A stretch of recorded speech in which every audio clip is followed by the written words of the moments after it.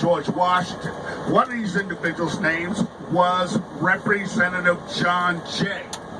John Jay told Pierre Charles Font to immediately erase his name from the plans of Washington, D.C. He originally put in a Pierre Charles Font Street, a place and an avenue here in the nation's capital. Now, when Pierre Charles Font was ordered to erase his name off of these plans, he also erased the letter J from the alphabetical order of streets. There's no letter J Street in Washington. No, that was bad, Kyle. It's not good. He starts off weak. And the design, when Pierre Charles Font actually left from designing Washington, D.C., he actually took his plans with him and left kind of the federal government with a problem with trying to find somebody who would quickly be able to redesign or design a city that they could agree upon. It was Benjamin Banneker that stepped to the forefront and told them that he could redraw the plans of Pierre Charles Font's Washington, D.C. from memory. And he redrew those plans. Pierre Charles Font would later go back to France, where he died as a pauper. And then later on, he was remembered for designing the city of Washington. And what happened was his body was exhumed from France and brought to Arlington National Cemetery for proper burial, giving him a decent view, or giving his site where he's buried a wonderful view, or panoramic view of Washington, D.C., the city he designed.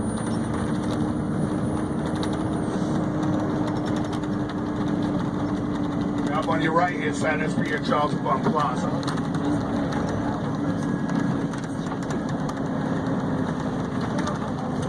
What we went through just a few minutes ago there is probably what you've known as pretty much rush hour here in Washington, because the cherry blossoms are coming into bloom. A lot of people are making their way into the city so they can see those blossoms come in, and it's causing major traffic problems here in and around the city.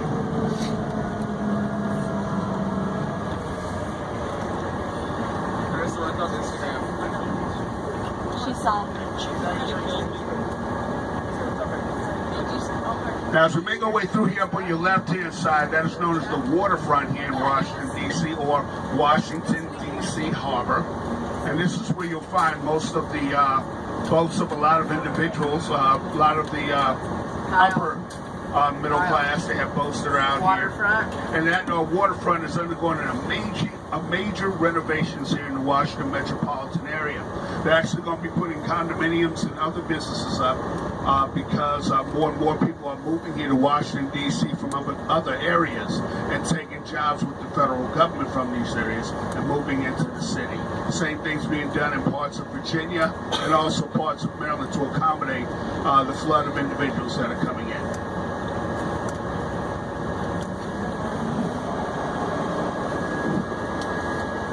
Yes, the question has been asked about the height requirements here in Washington, D.C.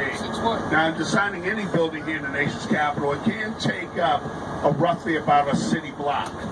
But the height restriction is 14 stories. No building can stand 14 stories tall, because it would make that taller than freedom.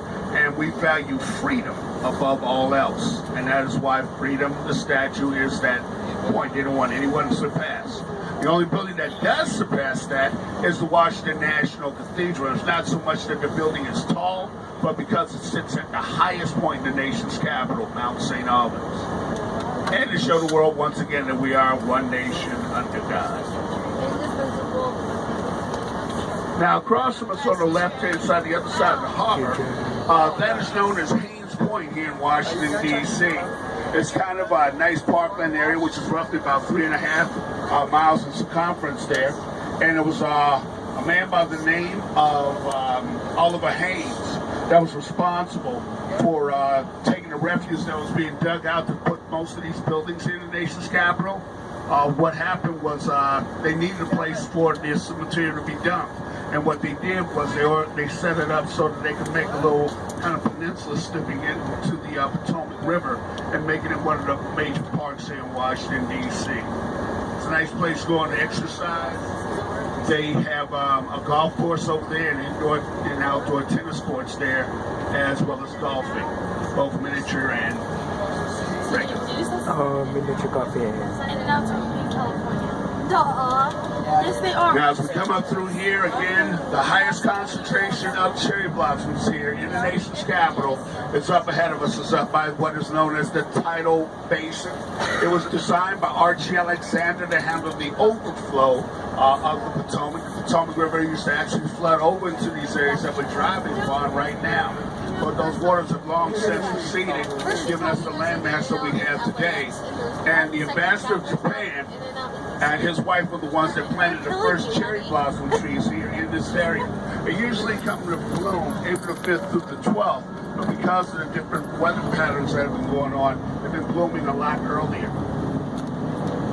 And as we go through here, you're going to see it's a white-looking bud that comes out on the tree, but it doesn't stay the entire time. There's a short window in which that bloom will come, a flower, or the plant will come to flowering bloom into that whitish or pinkish look, and then later on that'll give way to the green or more greener look of the plant itself.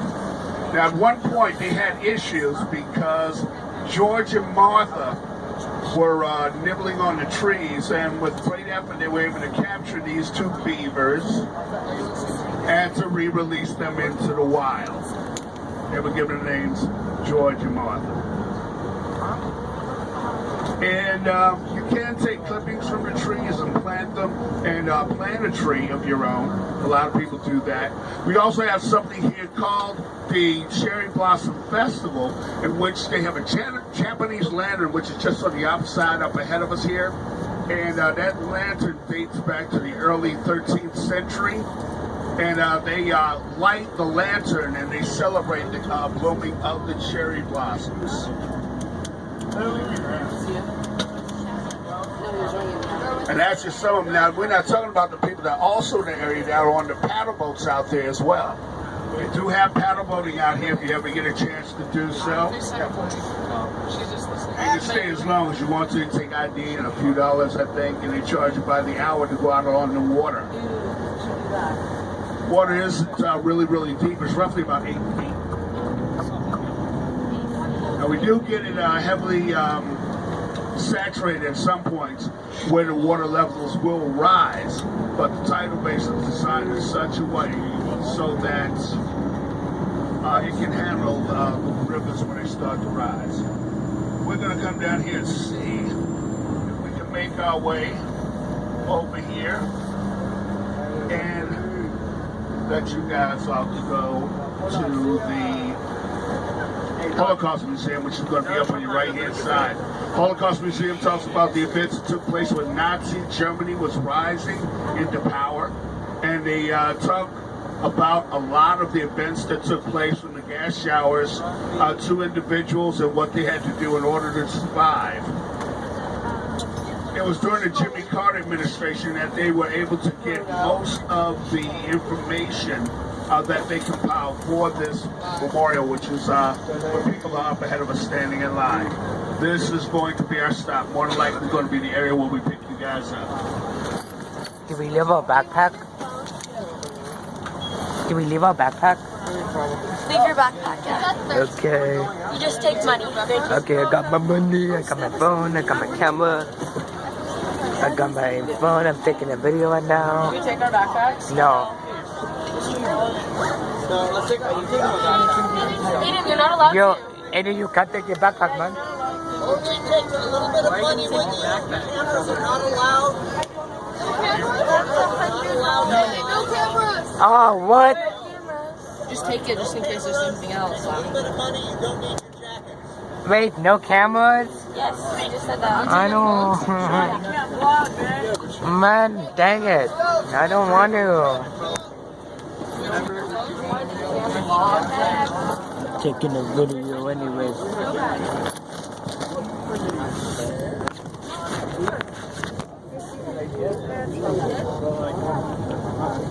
I know, I have a little powder for the kids. It's like, are we going to come back? Are we going to get on the buses? I'll run a little. My watch. I would wear a sweatshirt. Maybe not like a big thick one. Yeah, Aiden, but yeah, just wear a sweatshirt. Cause look at all these. Can I put my wallet under your jacket? It's right there. We're just going to the museum. Are you bringing your phone or not? I'm bringing my phone. I'm bringing my phone. My phone got the camera. Bus loading and unloading zone 7 a.m. to 6 o'clock p.m. I'm not.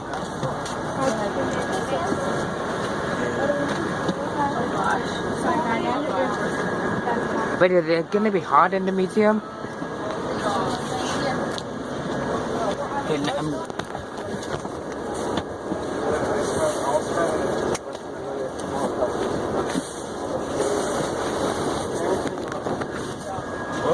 Let me put my...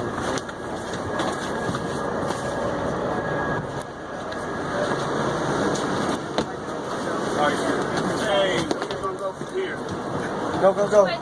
Or no, not go. Where are you going to go? Alright, we're moving 2 by 2.